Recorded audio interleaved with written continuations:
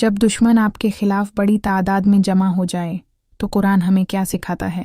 اللہ تعالیٰ سورہ آل عمران میں ارشاد فرماتا ہے الذین قال لهم الناس ان الناس قد جمعوا لكم فاخشوهم فزادهم ایمانا وقالوا حسبنا اللہ ونعم الوکیل، وہ لوگ جن سے لوگوں نے کہا کہ لوگوں نے تمہارے مقابلے کے لیے لشکر جمع کر لیا ہے، بس ان سے ڈرو، تو اس بات نے ان کے ایمان کو اور بڑھا دیا، اور انہوں نے کہا ہمیں اللہ کافی ہے اور وہ بہترین کارساز ہے۔ یہ واقعہ غزوہ حمراء الاسد یا احد کے بعد کا ہے، جب منافقین کی طرف سے یہ افواہ پھیلائی گئی یا ڈرایا گیا کہ دشمن نے بہت بڑی طاقت اکٹھی کر لی ہے تاکہ مسلمانوں کے حوصلے پست ہو جائیں، مگر سچے مومنوں نے دشمن کی کثرت تعداد کو دیکھ کر گھبرانے کی بجائے اللہ تعالیٰ پر اپنے بھروسے کو اور زیادہ پکا کر لیا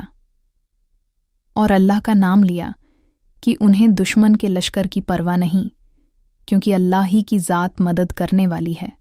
جو بہترین کارساز اور نگہبان ہے۔ حضرت ابن عباس رضی اللہ تعالی عنہما سے روایت ہے کہ جب غزوہ احد کے بعد ابو سفیان نے کہا کہ ہم پھر سے مقابلے کے لیے آ رہے ہیں تو نبی کریم صلی اللہ علیہ وسلم بھی اور صحابہ کرام نے فرمایا حسبنا اللہ ونعم الوکیل۔ اسی توکل کی شان میں یہ مبارک آیت نازل ہوئی، اور یہ وہی کلمہ ہے جو حضرت ابراہیم علیہ السلام نے آگ میں ڈالے جاتے وقت کہا تھا۔ اللہ تعالیٰ ہمیں ہر حال میں اپنے اوپر سچا توکل کرنے والا بنائے، آمین۔